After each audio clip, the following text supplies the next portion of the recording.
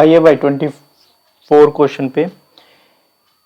Draw a line segment of length 7.6 centimetre and divide its internally in the ratio 3:2।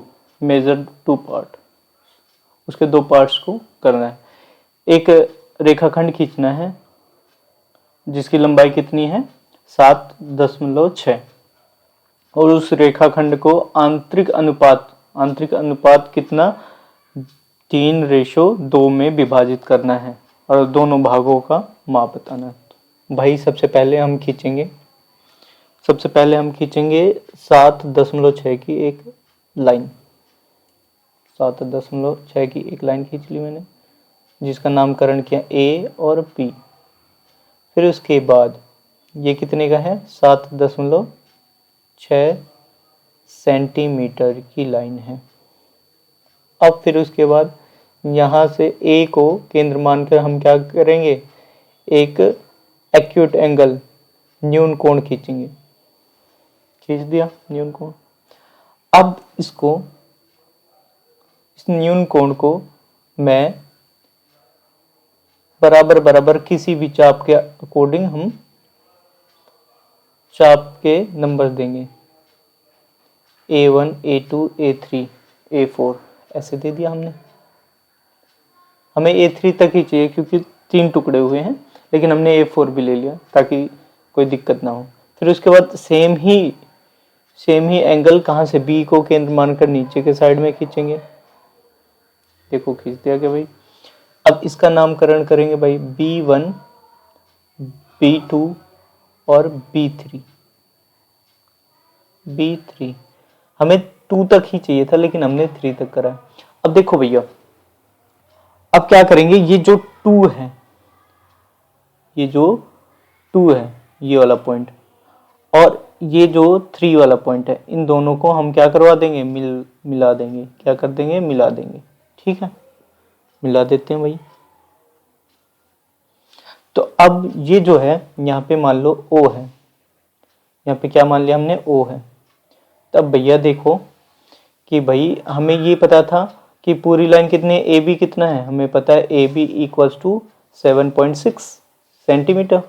Now अब देखो भाई, जब ये इतना है और 3:2 में डिवाइड हुआ है तो AO की वैल्यू क्या होगी, AO की वैल्यू होगी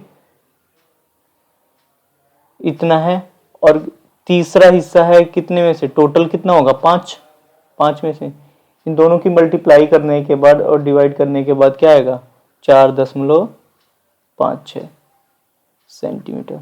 मतलब ये वाला हिस्सा कितना होगा 4.56 सेंटीमीटर। कहाँ से कहाँ तक का, यहाँ से यहाँ तक का। बात समझ में आ रही है। ठीक है, अब मुझे यहाँ से यहाँ OB निकालना है, OB। तो क्या करेंगे, OB या BO कैसे निकालते हैं, टोटल लेंथ कितनी है AB की, इतनी है। और क्या करेंगे, दूसरा हिस्सा कितने में से 5 में से, इसकी मल्टीप्लाई करने पे क्या आएगा, पहले इसकी मल्टीप्लाई कर देंगे और फिर डिवाइड कर देंगे। तो क्या आया 3.04 सेंटीमीटर। बात क्लियर होगी। अब नेक्स्ट क्वेश्चन पे आते हैं भाई। अब देखो भाई, अब इसमें क्या है, cos, if cos A 7/25 find the value of tan A plus cot A। तो हम एक ट्रायंगल बना लेते हैं, ये राइट एंगल ट्रायंगल है। अब इसमें क्या कह रहा है, A ले लो या थीटा, इसके अकॉर्डिंग इसने क्या क्या रखा है, ये है। अब इसमें हमें cos की वैल्यू क्या होती है, cos थीटा मीन्स क्या होता है, cos थीटा मीन्स होता है, cos थीटा होता है B/H होता है।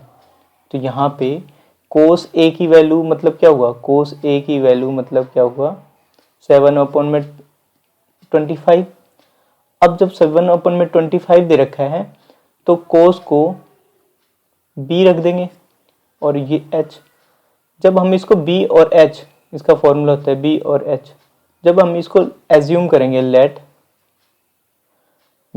बेस इक्वल्स टू 7x ले लेंगे।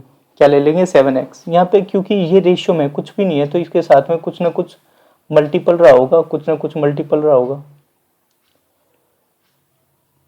कुछ ना कुछ मल्टीपल रहा होगा। उसी मल्टीपल को रिप्रेजेंट करने के लिए हमने क्या ले लिया, x ले लिया। एंड कुछ h को क्या लेंगे 20x 25x, ये क्या है गुणांक को, उसके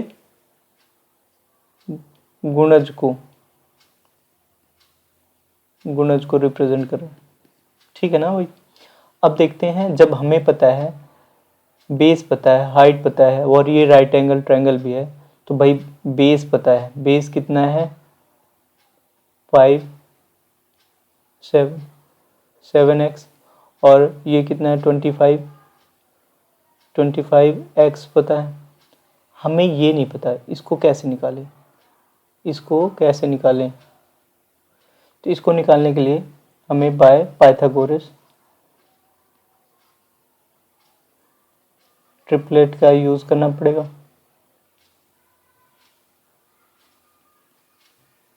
हाइपोटेनियस परपेंडिकुलर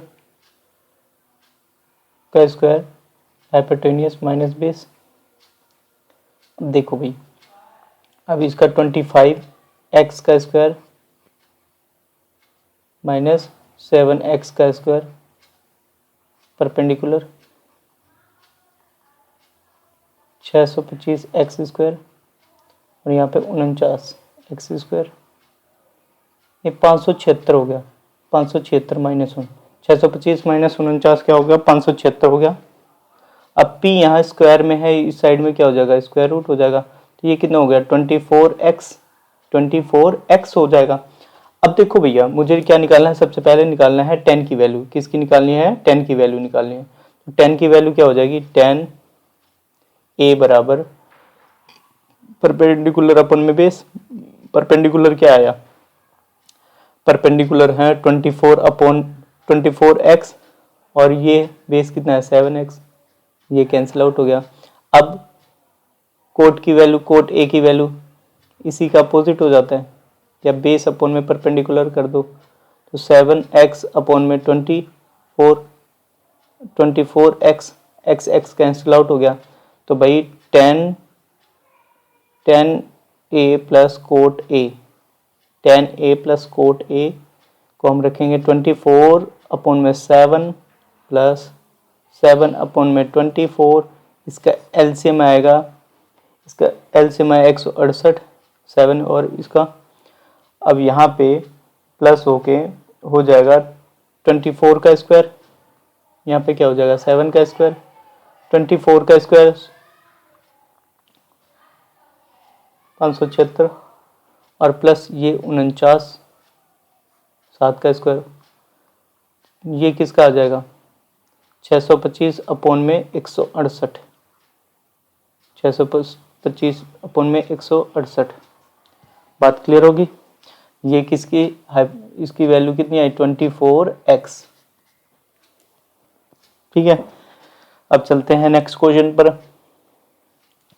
भैया दिया हुआ है कि if 5x equals to sec theta, 5 upon में x equals to tan theta, then find the value of 5 bracket x square minus 1 upon में x स्क्वायर। तो नाउ इसको करते हैं, हमें गिवन क्या है, सबसे पहले 5x equals to sec x, तो इसको मैं x की वैल्यू निकाल सकता हूँ, इस साइड पे भेज दूंगा, यहाँ मल्टीप्लाई हो रहा है, इधर क्या हो जाएगा डिवाइड में हो जाएगा। अब ऐसे ही इस साइड में आ जाओ भैया, 5x equals to 10x tan theta, अब क्रॉस मल्टीप्लाई करवा दो,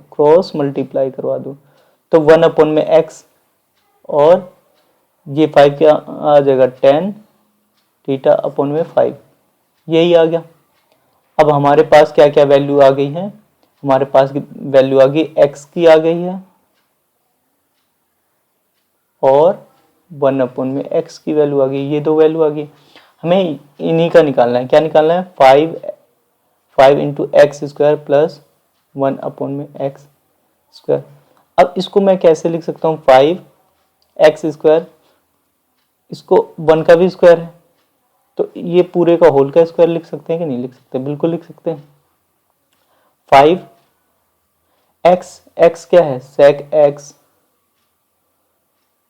sec थीटा, तो sec थीटा को और इसका भी स्क्वायर 25 हो जाएगा, 5 का स्क्वायर पुट करते हुए वैल्यू, और यहाँ पे क्या हो जाएगा, tan स्क्वायर थीटा अपॉन में 25।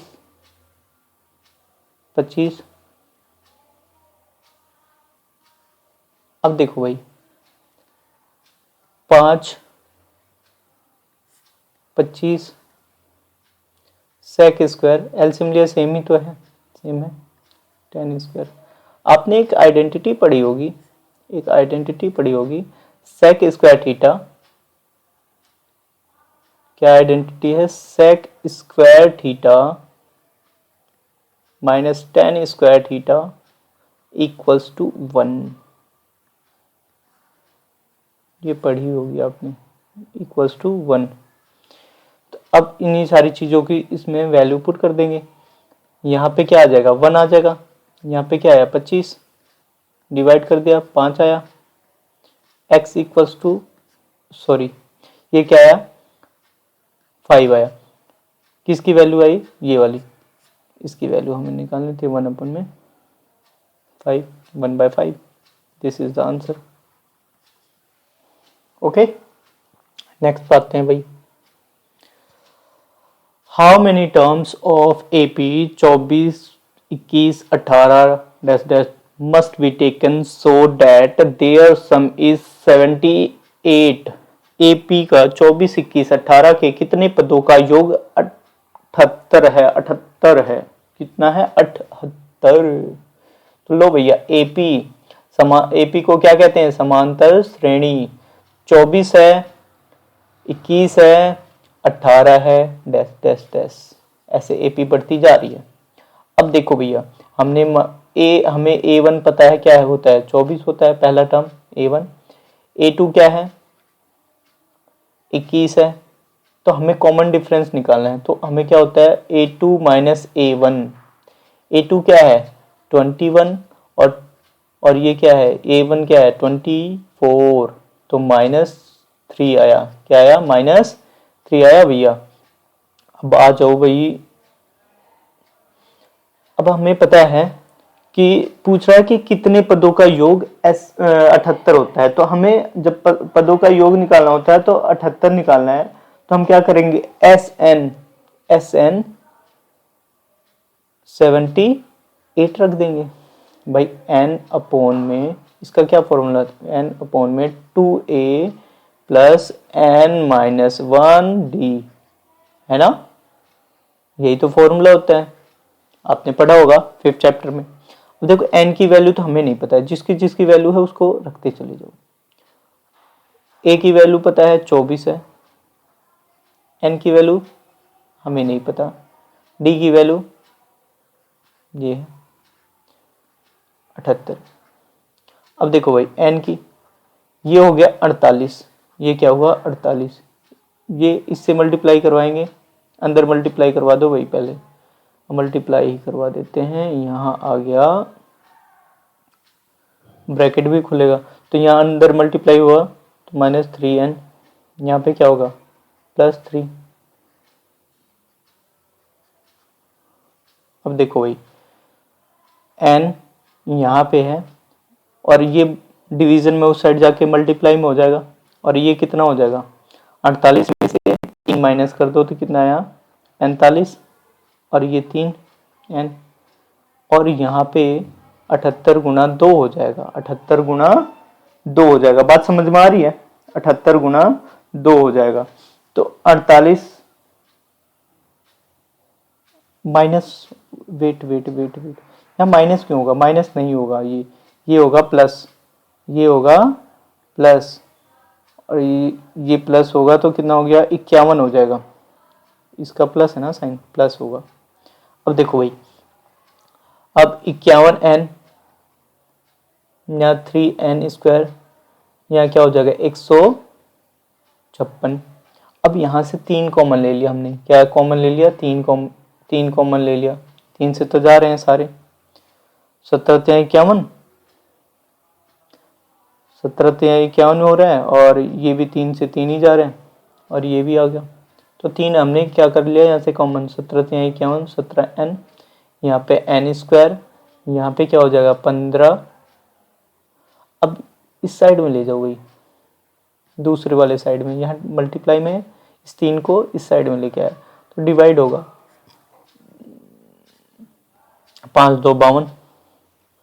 अब देखो भाई यहाँ पे है 17n 5n, और इस साइड में लेके आया 0।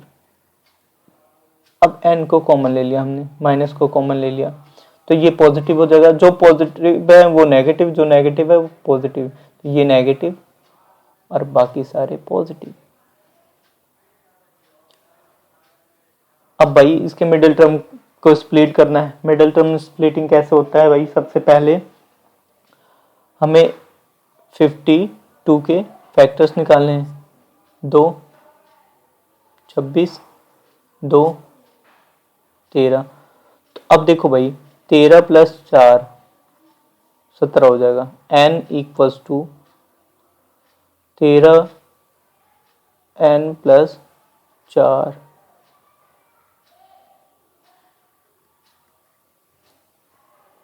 n²।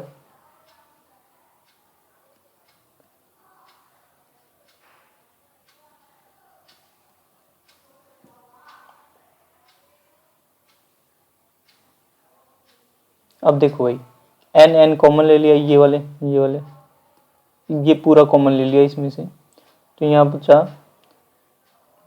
13 ले लिया कॉमन, और यहाँ पे बचा n, ये भी 0 के बराबर और ये भी 0 के बराबर रख देंगे, क्योंकि भाई या तो ये 0 होगा अगर इससे मल्टीप्लाई हो रहा है, या ये 0 होगा, माइनस = 0। तो n = 13 और n = 4, 13 पे भी और 4 पे भी, मतलब 78 13 पे भी आएगा और 4 पे भी आएगा। बात क्लियर हो रही है? 78 13 पे भी आएगा और 4 पे भी आएगा। बात क्लियर? नेक्स्ट क्वेश्चन पे चलते हैं। सबसे पहले मैं एक बार फिर से दे देता हूँ, AP दे रखा है, AP की सारी वैल्यू हमने रख ली, A की वैल्यू पता है 2A की, कॉमन डिफरेंस निकाला, सम के फॉर्मूले पर रखा, जैसे जैसे सॉल्यूशन करते चले गए और आ गया आंसर। आगे बढ़ते हैं। मस्त क्वेश्चन है भाई, सल्यूट करो इस क्वेश्चन को। In the figure two tangent कौन से हैं? टेंजेंट हैं TP और TQ, TP और TQ है, दे रखा है। Are drawn to a circle centre O, centre क्या है? O है, ये रहा सेंटर O, ठीक है ना। एंड एक्सटर्नल पॉइंट P से है, और हमें ये प्रूव करके दिखाना है। अब हमें कुछ भी नहीं है, जो गिवन है वो तो तुम्हें पता ही है, दिया हुआ है जो, उसको लिख सकते हो, कोई दिक्कत नहीं है उसमें, जैसे जैसे कह रहा है।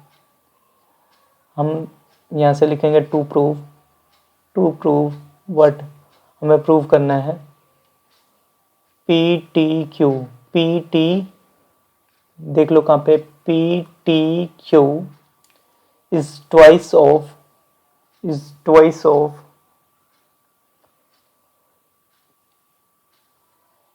Angle OPQ,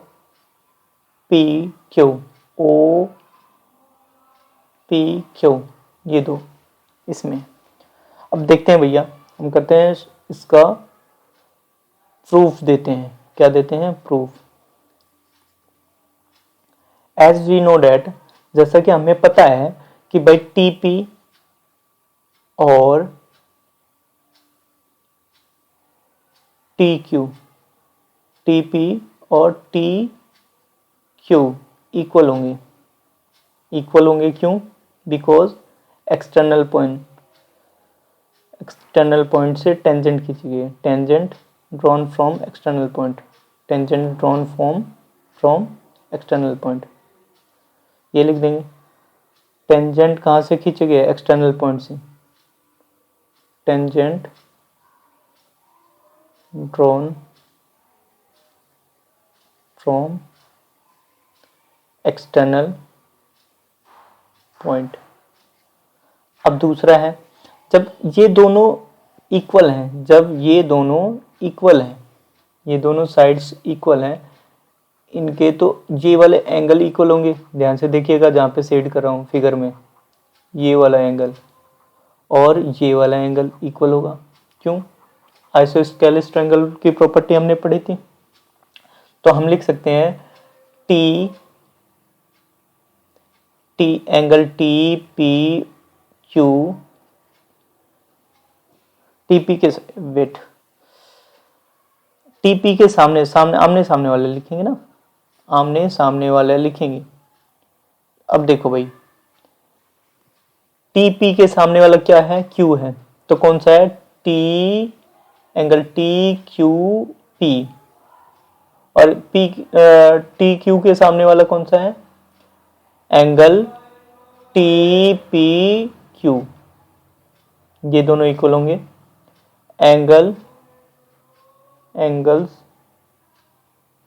angles opposite to equal side, angle opposite to equal sides.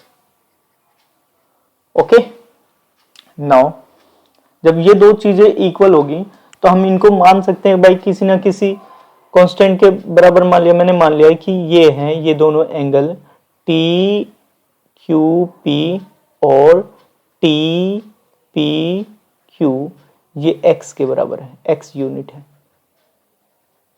ये x यूनिट नहीं, डिग्री कर देंगे, डिग्री, क्योंकि एंगल डिग्रीज में होती हैं। मैंने इसको क्या मान लिया? डिग्री। ओके, अब देखो भैया, बात तो यहां तक समझ में आ गई अच्छे से। अब एक चीज यहां पे भी देखो, इन ट्रायंगल कहाँ है? टी पी क्यू, ये ट्रायंगल भी है। तो यहाँ पे हम एंगल सम प्रॉपर्टी भी लगा सकते हैं, एंगल सम प्रॉपर्टी भी लगा सकते हैं। Angle P T Q plus angle T Q P, ये वाला एंगल, ये वाला एंगल, ये वाला एंगल और ये वाला एंगल मिलके 180 बनेगा। भाई बनाते हैं।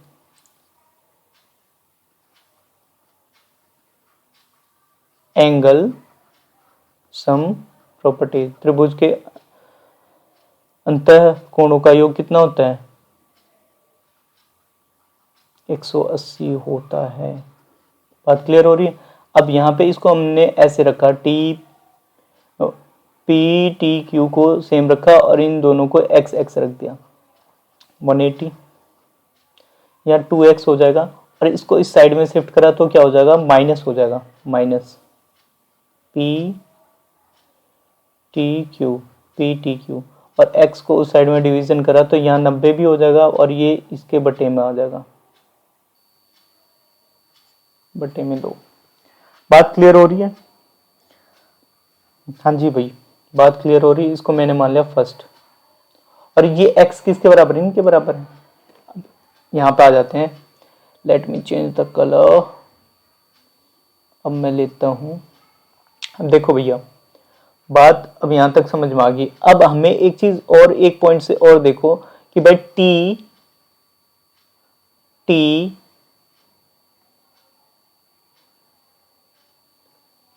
वेट,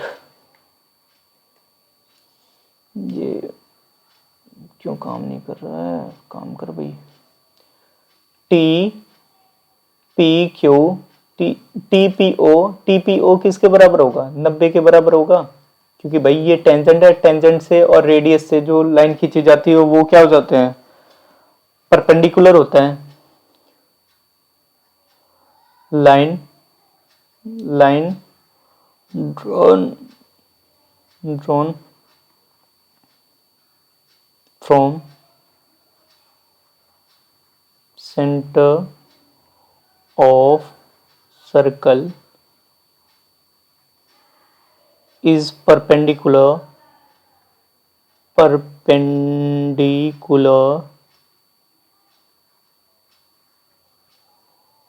to TP, टेंजेंट या टेंजेंट लिख लो, टेंजेंट। ओके, अब देखो भैया, यहां तक बात क्लियर जब हो रही है, जब बात क्लियर हो रही है तो अब देखो यहाँ पे टी पी क्यू 90 का है जब, तो अब टी पी क्यू को हम क्या लिख सकते हैं, angle O O P Q, O P Q देख लो फिगर में, ओ पी क्यू ये वाला, और फिर उसके बाद प्लस क्या लिख सकते हैं, T P Q, T P Q ये दोनों 90 का है। अब देखो टी पी क्यू ये दोनों का, दोनों 90 का है। अब टी पी क्यू इसको इस साइड में शिफ्ट करो, मैं ओ पी क्यू इस साइड में शिफ्ट करा, 90 minus T angle T P Q ये वाला ले लिया हमने। अब देखो इनको मैं इस वाले में पुट कर दूंगा, put in where, put in first equation. First equation में जब मैंने पुट कर दिया तो भाई ये किसके बराबर है, इसी में पुट होगा, इसी में पुट होगा। तो अब यहां पे ले लेता हूं मैं भाई O P Q, O P Q और 90 माइनस 90 ये वाला पुट कर दिया मैंने इसमें ओ पी क्यू में, और यहाँ पे लिख दूंगा, या इसी को फर्स्ट में पुट नहीं करते हैं, फर्स्ट वाले को इसमें पुट करते हैं, इस वाले में। तो यहाँ पे हो गया T P T Q upon में 2, ये 90 माइनस हो गया और ये माइनस था, यहाँ पे पॉजिटिव हो जाएगा, तो यहाँ पे O P Q P T Q upon में 2। अब यहाँ पे क्रॉस मल्टीप्लाई करवा दो तो 2 O P Q equals to T angle P T Q, यही प्रूव करना था, हैंड्स प्रूफ। अब फिर से मैं बता देता हूँ इस क्वेश्चन को, ध्यान से देखो भाई, गिवन है जो हमें पता है हमने लिख दिया। सबसे पहले हमें पता था क्या कि टेंजेंट जो है वो इक्वल होती है, टेंजेंट इक्वल हमने मान लिया। फिर उसके बाद हमने क्या करा, जब हमें टेंजेंट इक्वल पता है तो उससे आइसोस्केलेस ट्रायंगल बना दिया, और आइसोस्केलेस ट्रायंगल को हमने इक्वल बना दिया, एक्स एक्स दो एंगल इक्वल होंगे। तो भाई जो अनइक्वल है उस वाले साइड को मैं दूसरे साइड में ले जाऊंगा, उनका सम कितना होता है 180, दूसरे साइड में ले गया, और फिर यहाँ का 2 यहाँ पे डिवाइड में हो गया, या 90 हो गया, 180 का 90 हो गया, हाफ हो गया, और ये ऐसे हो गया। इस वाले एंगल को, ये जो x है, x किसको रिप्रेजेंट कर रहा है, x रिप्रेजेंट कर रहा है इन दोनों चीजों को, टी क्यू पी और टी पी क्यू, इन दोनों को। तो x की वैल्यू ये है। अब आ जाओ भाई बच्चों, हमने देखा कि भाई ये 90 का भी होगा ये, क्योंकि सेंटर से रेडियस किस पे होता है, टेंजेंट पे 90 डिग्री परपेंडिकुलर होता है। अब फिर उसके बाद इस परपेंडिकुलर को दो एंगल में दो टुकड़े हैं, पहला और दूसरा, ये दो टुकड़े हैं, 90 के इस साइड में ले गया। तो ये जो है फर्स्ट इक्वेशन को, ये जो इसको है इसमें पुट कर दिया,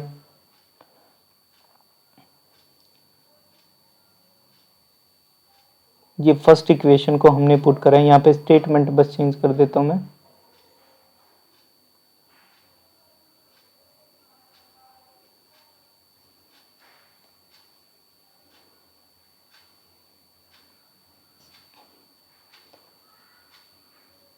value of x put in this equation,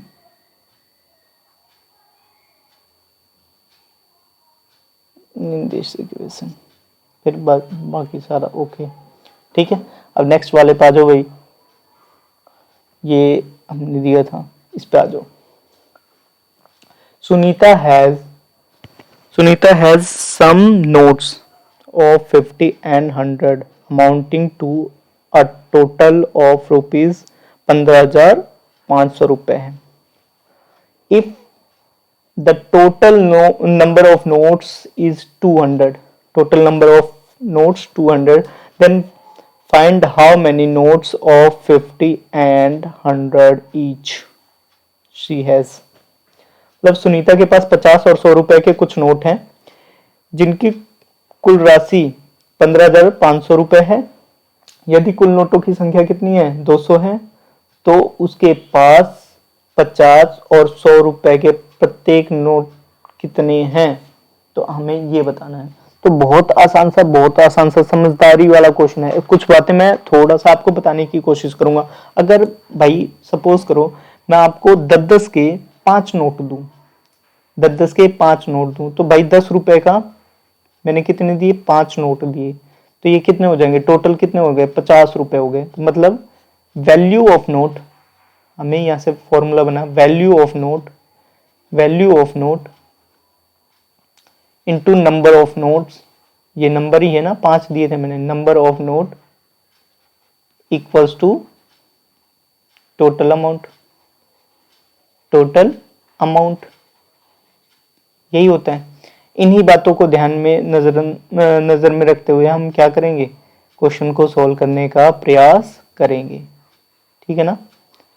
इन्हीं बातों का यूज होगा, इसी फॉर्मूले का। देखो भाई, अब मुझे कुछ तो बिना मैथ्स में माने काम होता ही नहीं है, क्योंकि जब इक्वेशन वाले सवाल आ जाते हैं तो अब मैं मानता हूं इसमें कि भाई ये जो नोट है ना, मैंने मान लिया लेट माना कि नंबर ऑफ 50 रुपए नोट इक्वल्स टू एक्स है, एंड माना कि नंबर ऑफ 100 रुपए के नोट कितने हैं, वाई है। तो क्वेश्चन में क्या कह रहा है, कि भैया कि 50 रुपए के कुछ नोट है और 100 रुपए के कुछ नोट है, टोटल अमाउंट कितना बना रहे हैं, तो 50 रुपए का, मतलब मैंने बताया अमाउंट 50 रुपए है, नंबर ऑफ नोट उससे मल्टीप्लाई हो गई एक्स, और ये कितना है 100 है, उससे मल्टीप्लाई हुआ वाई का, और टोटल कितना हो गया 15,500। 50 कॉमन ले लिया, यहाँ पे क्या बचा एक्स, यहाँ पे कितना बचा 2y। अब इस साइड में क्या, 50 को इस साइड में ले जाओ तो मल्टीप्लाई हो रहा है, यहाँ पे क्या हो जाएगा, डिवीजन हो जाएगा।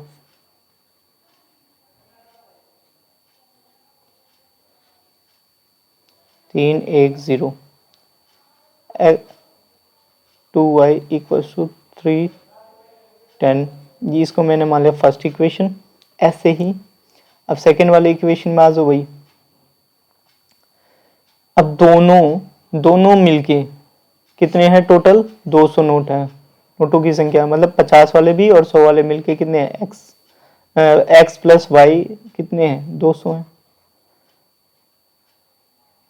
अब इक्वेट करवा दो, x plus 2y equals to 310, x plus y equals to 200। अब भाई यहाँ पे माइनस होगा क्योंकि पॉजिटिव है, ये नेगेटिव होगा, मैं इक्वेट करवा रहा हूँ, ये कैंसिल आउट हो गया। यहाँ क्या कितना बचा y, और ये कितना है 110, y कितना है 110, पुट इन फर्स्ट इक्वेशन में x प्लस 110 20, फर्स्ट इक्वेशन में नहीं सेकंड में पुट करवा लो, आसान रहेगा। 2x 200 माइनस 110 कितना आया 90। अब हम यहाँ पे क्या निकाल रहे थे कि 90 जो है और ये तो 110, तो अब हम यहाँ पे आंसर लिखेंगे number of ₹50 notes equals to कितने हैं? 90 हैं, 90 नोट हैं, और नंबर ऑफ ₹100 नोट्स कितने हैं? 110 हैं। बात क्लियर होगी? अब आ जाओ भी, prove that √2 is an irrational number. सिद्ध कीजिए कि √2 वर्गमूल 2 एक अपरिमेय संख्या है। अब देखो भाई, अपरिमेय संख्या होने के लिए क्या क्या होना चाहिए? एक इरेशनल नंबर होने के लिए, मैं आपको पहले ही बात बता देता हूं, जिसे p/q की फॉर्म में लिखा जा सके, नहीं लिखा जा सके, और q equals to does not 0, जिसको p/q की फॉर्म में नहीं लिखा जा सके, और क्या होता है, p और q को प्राइम भी नहीं होना चाहिए। को प्राइम मतलब जिसका HCF क्या होना चाहिए? HCF 1 होना चाहिए। को प्राइम भी नहीं होना चाहिए। HCF जिसका 1 आए दोनों संख्याओं का, वो भी नहीं होना चाहिए। तो वो क्या कहलाएंगे? वो कहलाएंगी अपरिमेय संख्या। अपरिमेय कहलाएंगी। तो अब इतनी बातें नोट कर लीजिए, और फिर उसके बाद मैं शुरू करवाता हूँ क्वेश्चन को। अच्युतम केशवम कृष्ण दामोदरम। देखो भाई, आ जाते हैं भाई। भैया देखते हैं हम क्या करेंगे इसको एक नए तरीके से। अभी हम 9th क्लास में जो सीखे थे वो अलग तरीका था, अब नए तरीके से सीखेंगे कि भाई हमने माना कि √2 एक परिमेय संख्या है। क्या माना हमने? √2 एक परिमेय संख्या है। जब परिमेय संख्या है उसे p/q की फॉर्म में लिखा जा सकता है, तो इसलिए हम क्या कहेंगे? √2 is written in the form of p/q। और जहां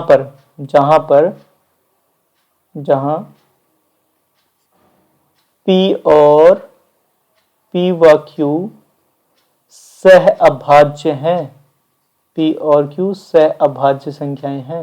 यहां तक बात क्लियर हो रही है? सह अभाज्य जिसका HCF क्या होना चाहिए? 1 होना चाहिए।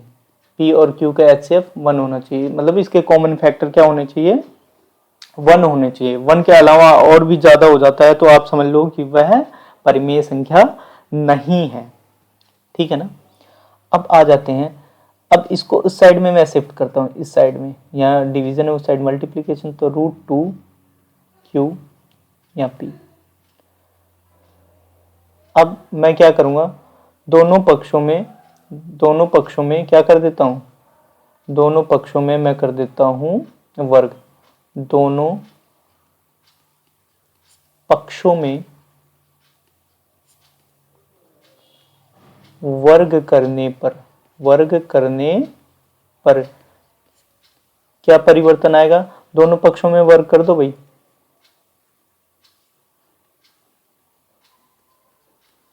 तो ये हो जाएगा 2, √2 का भी वर्ग होगा ये स्क्वायर। अब देखो भाई, इसको यहां पे ले आ सकते हैं, 2 से डिवीजन हो जाएगा, बिल्कुल हो जाएगा। अब देखो हम क्या कह सकते हैं, अब इस बात से हम लिखेंगे, अगर यदि p² 2 से विभाज्य है, विभक्त या विभाजित होता है, विभक्त होता है, तो क्या है? p भी 2 से अवश्य विभाजित होगा, अवश्य विभक्त होगा।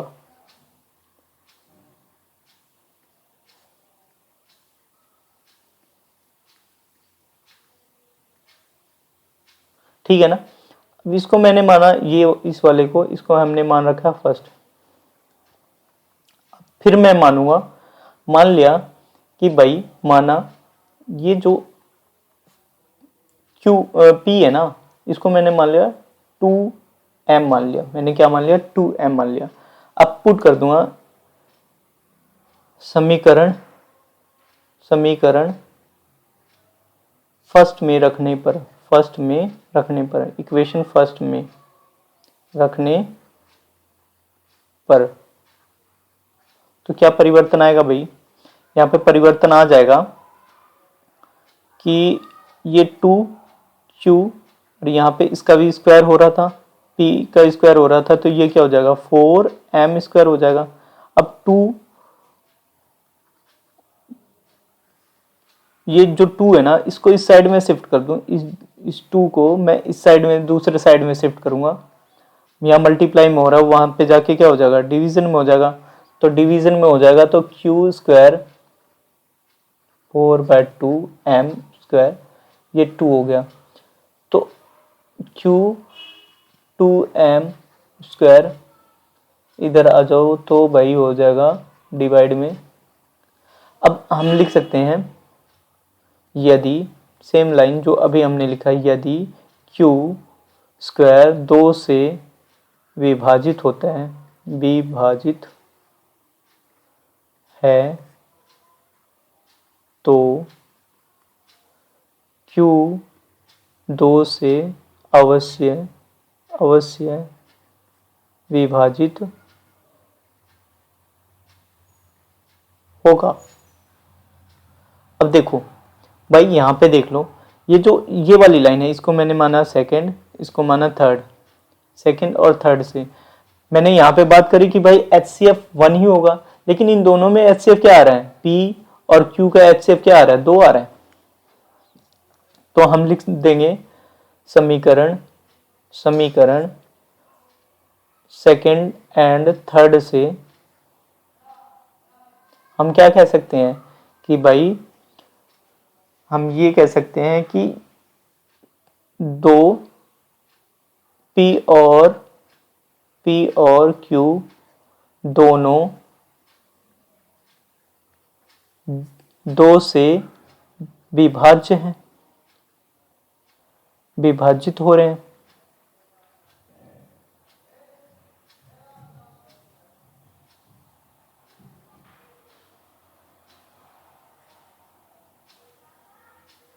तो हम क्या कह सकते हैं, जब दोनों विभाजित हो रहे हैं तो हमें ये कहना उचित होगा कि भाई हमने जो माना था वो गलत है।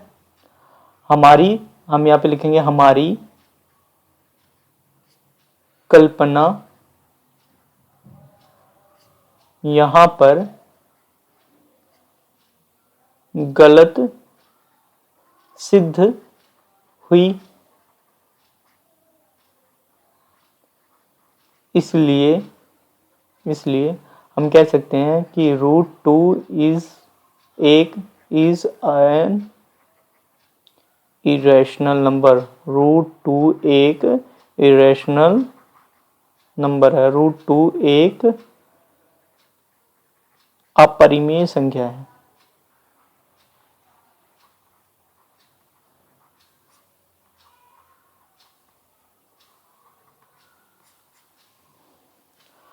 समझ में आया?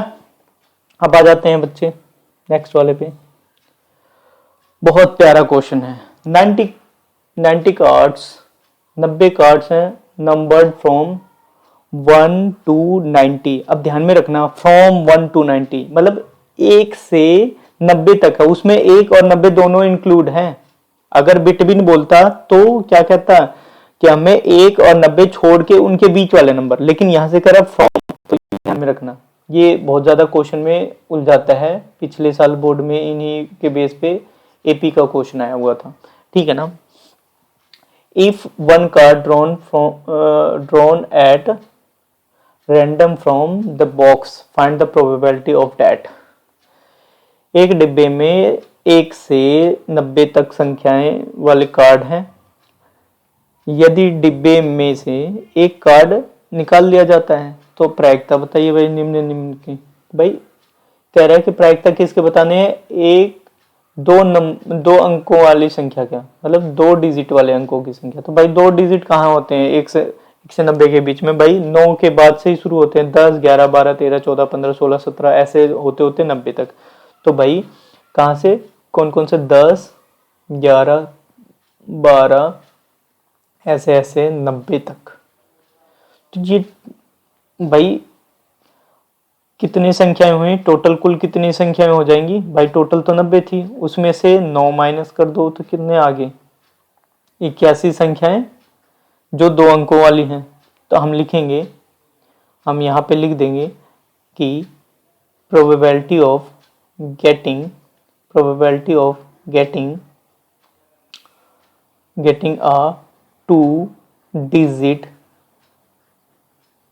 नंबर इक्वल्स टू, क्या होगा कि भाई 81 2 डिजिट वाले हैं और टोटल कितने हैं, 90 हैं।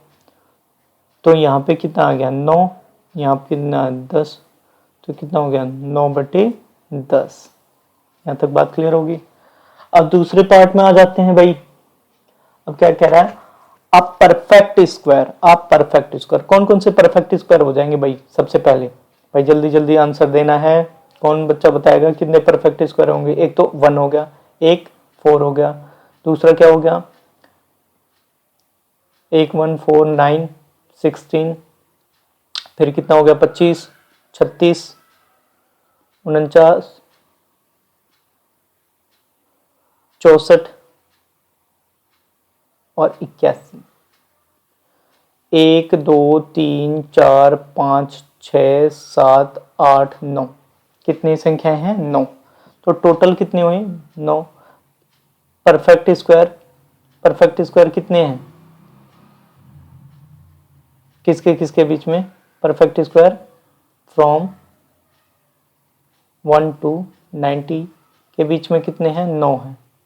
तो भाई गेटिंग प्रोबेबिलिटी ऑफ गेटिंग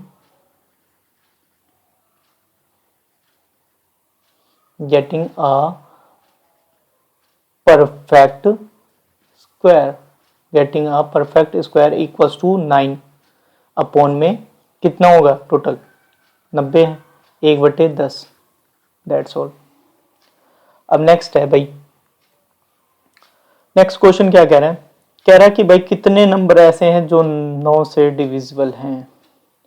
भाई अब क्या बताऊं, इसमें 5 से हैं, 10 है, 15 है, 20 है, ऐसे ऐसे जाते जाते जाते भाई 85 और 90। तो सबसे आसान है इसके number of number divisible by 5 निकालने का सबसे आसान तरीका है। टोटल नंबर कितने डिविजिबल हो रहे हैं, तो भाई 90 को 5 से डिवाइड कर दो, 18 25 90, 18 संख्याएं होंगी ऐसे। तो अब मुझे क्या निकालना, प्रोबेबिलिटी ऑफ गेटिंग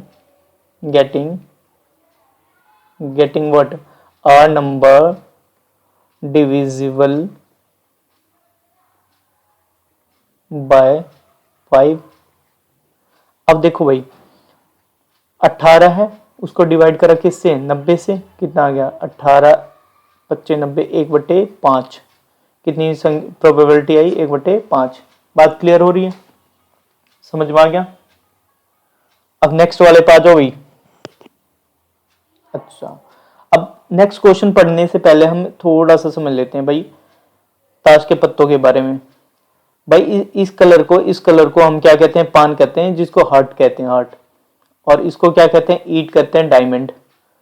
हिंदी में ईंट कहते हैं और इसको डायमंड। और इसको क्या कहते हैं, इसको कहते हैं भाई हुकुम का एक का बॉस, आपने सुना होगा गाना। और इसको स्पेड कहते हैं। और ये क्या है, क्लब, चीड़ी, ठीक है ना। अब देखो भाई हर एक के कितने कितने होते हैं, 13 13 13 13 13 और 13, कितने हो गए टोटल 52 हो गए। 4 प्रकार के पत्ते हैं। और अब ये ध्यान में देना कि इसको, ये कितने हैं, रेड हैं, ये कितने हैं, रेड पत्ते कहलाएंगे। तो रेड कितने हो जाएंगे, 26 हो जाएंगे। कितने होंगे, 26 हो जाएंगे। और ये कितने हैं, ब्लैक, तो ये कितने हो जाएंगे, ये ब्लैक वाले हो जाएंगे 26, क्योंकि 13 ये। तो ब्लैक में कौन कौन से होते हैं, हुकुम और चीड़ी। और रेड में कौन से होते हैं, पान और ईंट। तो ले भाई क्वेश्चन को शुरुआत करते हैं। और टोटल 52 होते हैं। तो red queen and black jack, red queen और black jack are removed from a pack of 52 playing card, find the probability that the card drawn from the remaining cards is. Red card की probability निकालनी है। तो सबसे आसान बच्चा देखते हैं कि टोटल कितने कार्ड होते हैं। टोटल कार्ड कितने होते हैं, टोटल कार्ड्स होते हैं 52। उसमें से रेड निकाल दिया, रेड क्वीन निकाल दिया, रेड क्वीन 2 हो गई, और ब्लैक जैक भी निकाल दिया, जोकर भी निकाल दिया, गुलाम, जोकर तो होते हैं, गुलाम भी निकाल दिया। अब देखो भाई, तो रिमेनिंग कार्ड्स कितने हो गए, रिमेनिंग कार्ड्स कितने हो गए, रिमेनिंग कार्ड्स हो गए, रिमेनिंग कार्ड्स इक्वल्स टू हो गए 52 माइनस 4 कितना हो गया 48। 48 कार्ड में से अब बता रहा है कि भाई रेड पत्ते लाने की प्रायिकता क्या है, रेड वाले पत्ते को लाने की प्रायिकता क्या है। तो अब भाई देखो, 2 तो पहले निकल गए हैं, अब वो हो गए, पहले होते थे 13 13 13 26, 26 में से 2 पहले निकल गए, तो कितने हो गए अब 24। तो रेड कार्ड कितने बचे हैं, रिमेनिंग रेड कार्ड कितने बचे हैं 26 माइनस 2 कितने हो गए, 2 क्वीन तो निकल गई ना, तो ये कितने हो गए 24।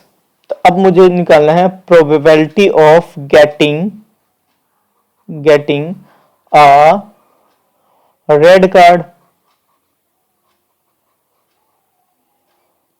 तो 24 अपॉन में 24 कितने बचे हैं, रेड कार्ड हैं, और टोटल कितने 48 हैं, तो ये कितना आ गया 1/2, 24 दूना 48। अब भाई आ जाओ नेक्स्ट क्वेश्चन पे। नेक्स्ट क्वेश्चन क्या कहता है भाई, नेक्स्ट पार्ट क्या कहता है इसका, कह रहा है neither a jack nor a king, neither a jack nor a king. अब भाई क्वेश्चन में कि भाई ना ही बादशाह होना चाहिए, ना ही गुलाम होना चाहिए। तो टोटल 48 है, गुलाम तो पहले 2 चले गए हैं भाई, बादशाह तो पूरे हैं, गुलाम पहले चले गए, तो टोटल कितने हैं। अब इसको लिख देते हैं neither a jack nor a king. तो भाई 48 तो पहले हैं, तो 2 पहले ही निकल गए जोकर, पहले बादशाह निकाल दो, 4 बादशाह बचे हुए थे, इसमें से 2 जोकर भी निकाल दो, तो कितने हो गए ये 42 हो गए, 42 हो गए, कितने हुए 42 बचे भाई।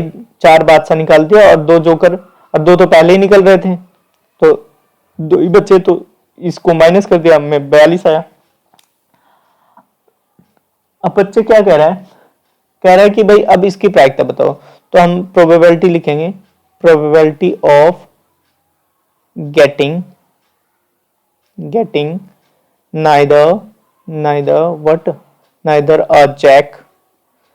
neither a jack nor a king। तो भाई 42 बचे हुए हैं, और कितने में से 48 में से 6 7 42, 6 8 48, तो प्रोबेबिलिटी क्या है 7/8। अब भैया आ जाओ नेक्स्ट वाले क्वेश्चन पे। नेक्स्ट वाला क्वेश्चन क्या कह रहा है, नेक्स्ट वाला क्वेश्चन कह रहा है आइदर अ किंग और a queen, either a king, और क्या पूछ रहा है, या तो क्वीन होना चाहिए। तो अब सबसे पहले हमें पता है कि किंग कितने बचे हुए, किंग है 4, किंग है 4, और क्वीन कितनी बची हुई है, रेड तो निकल गई 2, तो कितनी बची हुई है 2, तो टोटल कितने ऑब्जर्वेशन बचे हुए हैं हमारे लिए 6 बचे हुए हैं। अब जब 6 बचे हुए हैं, टोटल फेवरेबल आउटकम ये कितने बचे हैं 6 बचे हुए हैं, आउटकम्स कितने बचे हुए हैं 6। तो अब मुझे क्या निकालना है, probability of getting either a king और अ क्वीन 6/48, 6 कम 6, 6 अठे 48, 1/8। ठीक है।